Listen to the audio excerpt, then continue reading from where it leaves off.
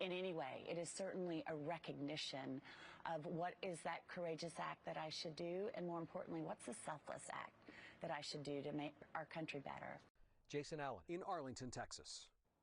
Thanks for watching Kcal News at 8. Kcal News at 9 with Pat Harvey starts right now.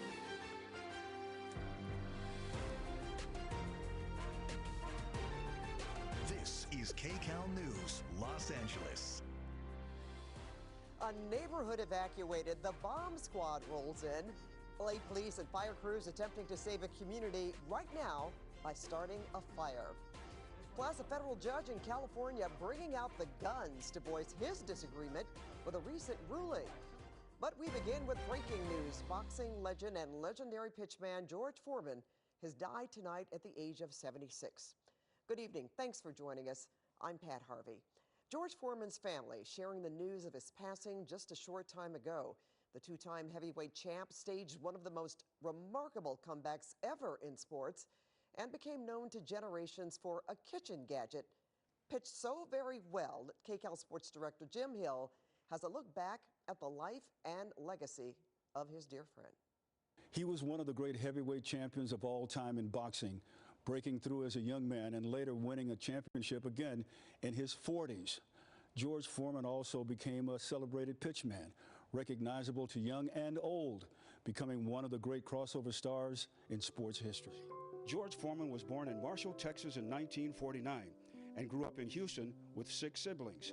He dropped out of school at the age of 15, spending time as a street mugger before a change of heart saw him sign up with the Job Corps, earning his GED the next year. After moving to Pleasanton, California, his boxing career really began and flourished instantly. After only 25 amateur fights, he won the gold medal in the 1968 Olympics at the age of 19.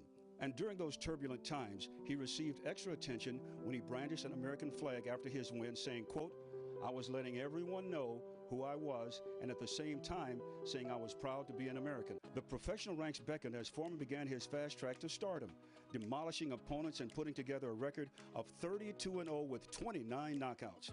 And that led to a shot at the heavyweight championship held by Smokin' Joe Frazier in January of 1973.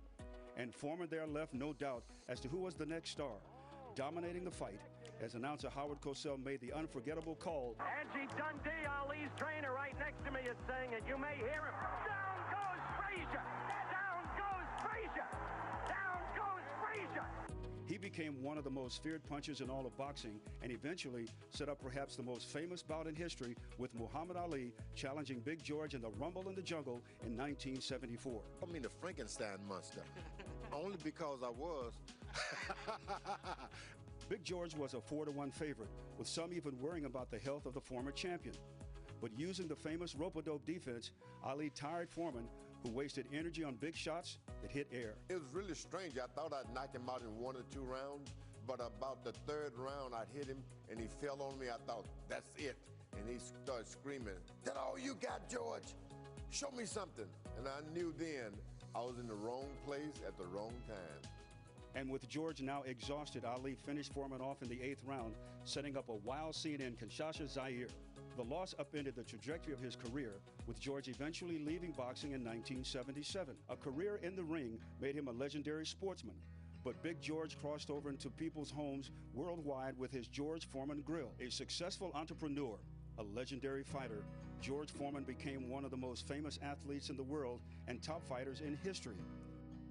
Foreman's family announced this evening on Instagram that George was surrounded by loved ones when he peacefully departed.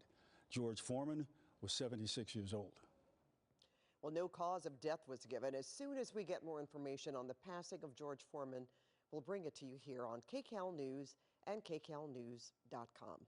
Now, our other top story tonight, dozens of families have been evacuated from the homes in Pacoima as LA police and fire crews tried to defuse a very dangerous situation. KCAL's Jeff Nguyen is live for us right now. Jeff?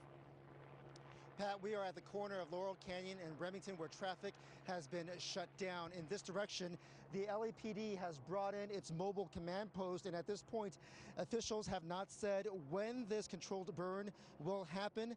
The police chief says that this situation is very tricky because some of the chemicals involved can react explosively to water.